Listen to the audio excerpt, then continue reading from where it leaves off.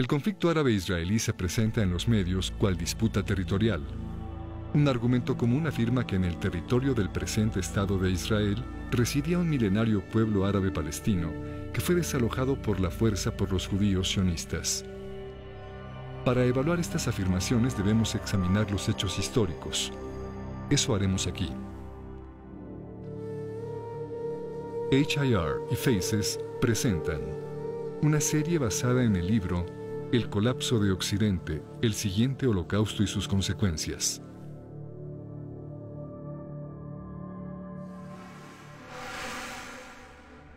Fueron los romanos quienes, en el siglo II de la Era Común, primero usaron el nombre Siria-Palestina para Jerusalén y zonas aledañas. Era un uso incorrecto. En griego, Palestina quiere decir tierra de filisteos, pero los filisteos nunca ocuparon más que una pequeña tira en la costa mediterránea oriental, incluyendo parte de la actual franja de Gaza, y habían dejado de existir hacía siglos. Los romanos habían conquistado un lugar llamado Reino de Judá, y ellos mismos, al poseerlo, lo llamaron Provincia de Judea. Ambos nombres quieren decir País de Judíos. ¿Por qué entonces cambiaron los romanos el nombre a Siria-Palestina?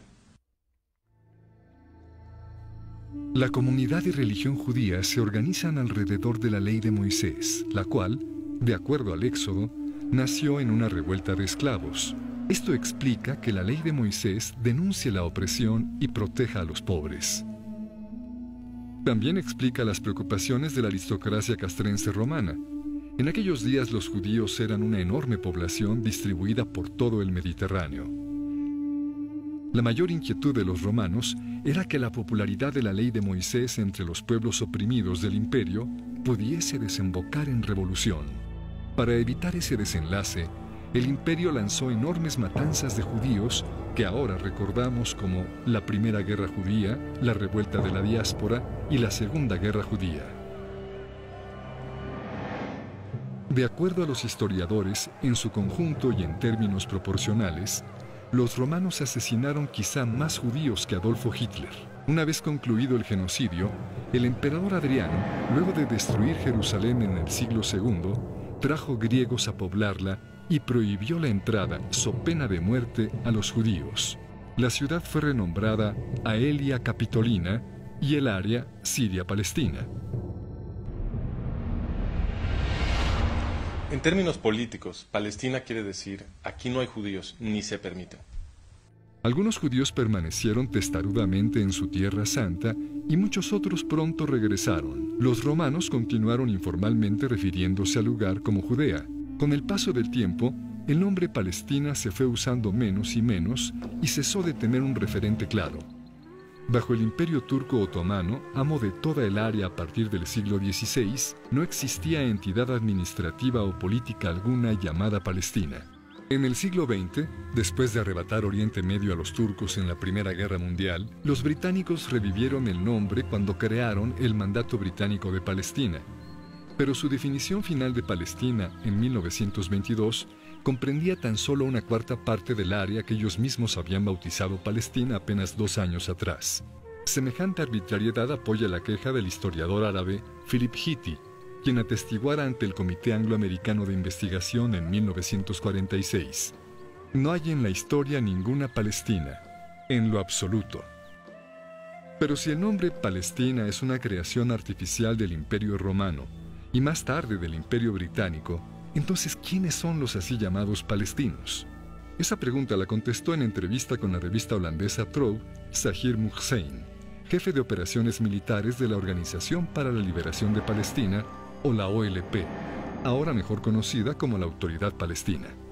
En una entrevista que otorgó la revista holandesa Trouw, Muhseen explicó: «Los árabes somos un solo pueblo. Es solo por razones políticas que apoyamos nuestra identidad palestina con cuidado, pues es de interés nacional que los árabes aprendan a promover la existencia de un Estado palestino independiente en oposición al sionismo. Es verdad, la existencia de una identidad palestina está ahí solo por razones tácticas. La fundación de un Estado palestino es una nueva herramienta para continuar la lucha contra Israel y por la unidad árabe». En guerra tras guerra, los esfuerzos combinados de varios países árabes fueron derrotados por el pequeño Israel. Así que hacía falta una nueva herramienta, una estrategia de guerra política que combinara terrorismo con diplomacia para lograr lo que la campaña militar abierta no podía. ¿Pero acaso Zahir Muhsein está diciendo que la noción de un pueblo palestino con presunto derecho a la tierra del Estado judío fue simplemente inventado? La Constitución de la OLP parece confirmarlo. En su primera constitución, creada en 1964, la OLP definió Palestina en el artículo 2 con las fronteras que tenía en tiempos del mandato británico. Esta es una referencia a la segunda definición arbitraria de los británicos, la de 1922. ¿Cómo es posible que un poder colonial extranjero del siglo XX pueda definir arbitrariamente las fronteras de la tierra supuestamente ancestral de los palestinos? Pero la verdad es que la OLP ni siquiera adoptó realmente la definición británica. En el artículo 24, la OLP afirmó explícitamente que Judea, Samaria y Gaza, los territorios que ahora reclama para su anhelado Estado, no eran palestinos. Artículo 24. Esta organización no reclama soberanía territorial sobre Cisjordania, en el reino hashemí de Jordania, ni en la Franja de Gaza. En 1968, la OLP reescribió su constitución. Esta vez la definición de Palestina ya no excluyó Gaza, Judea y Samaria, así que la OLP ahora sí estaba reclamando estos territorios. ¿Qué explica el cambio? En 1964, cuando la OLP escribió su primera constitución, Egipto estaba ocupando ilegalmente el territorio de Gaza y Jordania estaba ocupando ilegalmente Judea y Samaria. Pero entonces los árabes provocaron la guerra de 1967 o la Guerra de los 6 días, en la cual los israelíes capturaron los territorios de Gaza, Judea y Samaria, entre otros. Fue después de esto que la OLP reescribió su constitución en 1968 para incluir Gaza, Judea y Samaria en su definición de Palestina. Las fronteras de Palestina luego son flexibles y se redibujan para rodear con precisión nada más el territorio que Israel controla. En otras palabras, las fronteras de Palestina se escogen tan solo para que pueda ser usada como una herramienta para continuar la lucha contra Israel. Pero si Palestina es una invención reciente, y si lo mismo aplica para la identidad palestina, entonces ¿de dónde vienen los árabes musulmanes que hoy en día se hacen llamar palestinos? Hoy en día viven alrededor de 8 millones de personas en Israel, pero el estimado más confiable habla de 300.000 en la misma área en el siglo XIX. Estaba prácticamente vacía, y así la describieron los viajeros decimonónicos. Por ejemplo, a mediados del siglo XIX, el cónsul británico se quejó de que el área estaba vacía de habitantes. Cuando Mark Twain visitó el lugar, comentó que en el valle de Jezreel no se veía un solo pueblo 30 millas a la redonda. Y Pierre Loti, un autor francés, escribió luego de su visita que las ciudades y los palacios se habían vuelto polvo. En un estudio histórico, Karl Hermann Voss explicó todo esto como resultado de la conquista árabe musulmana. En los 12 y medio siglos que hubo entre la conquista árabe del siglo VII y los comienzos del regreso de los judíos en los 1880s, Palestina fue yerma. Sus antiguos canales y sistemas de irrigación fueron destruidos y la maravillosa fertilidad de la que habla la Biblia desapareció para convertirse en desierto y desolación. ¿Y las pocas personas que ahí vivían, quiénes eran?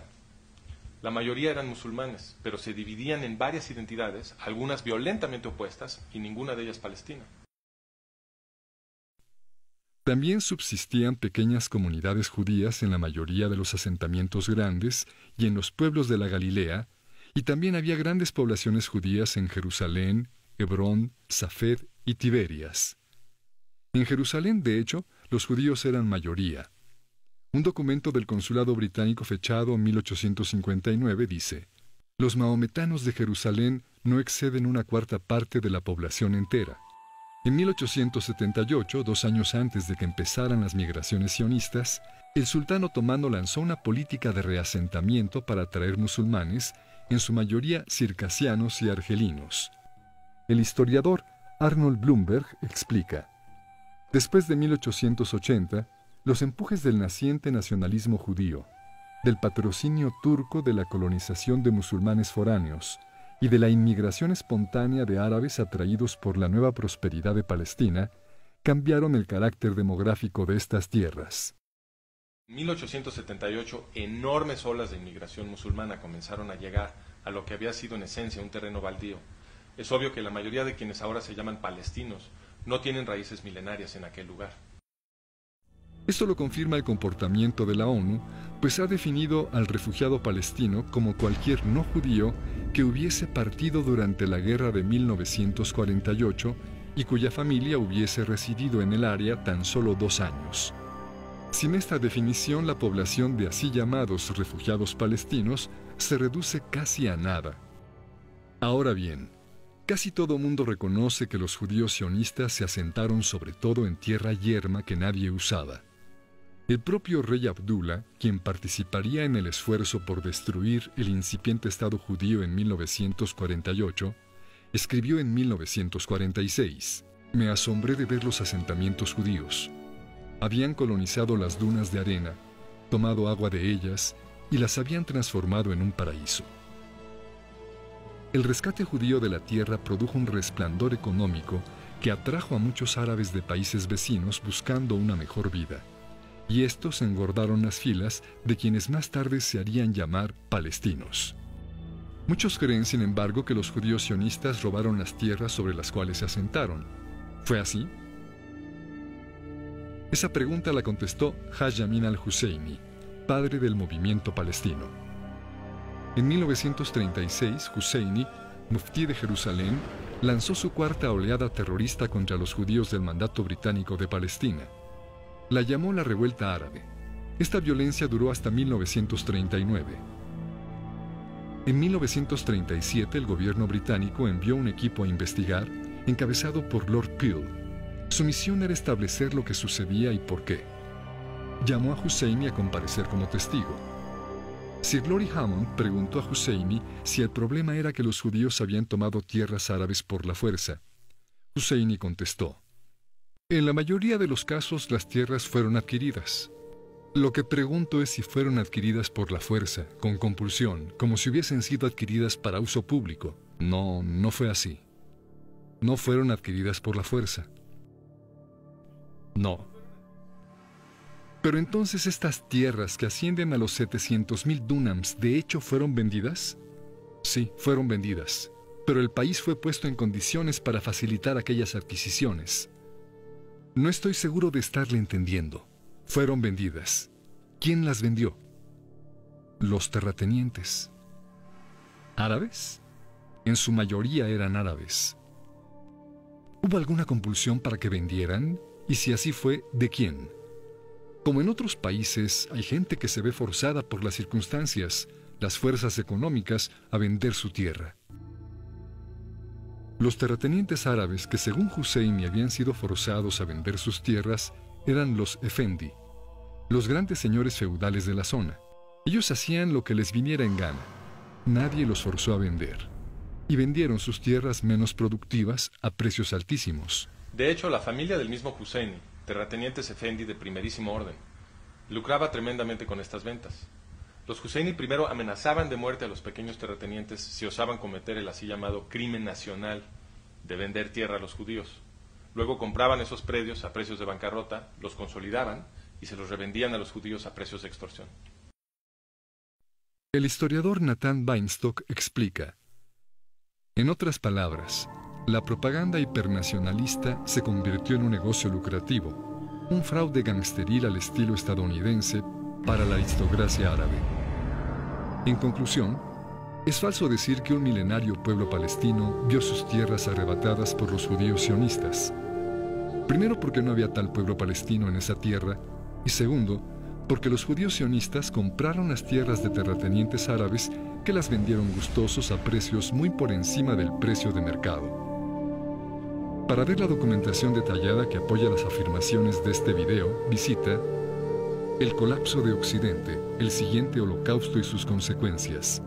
Parte 1, capítulo 1. Se ha dicho que Gran Bretaña se alió con los sionistas para establecer el Estado judío, pero los gobernantes británicos de hecho se aliaron con Haj Amin al-Husseini. Ese será el tema de nuestro siguiente video.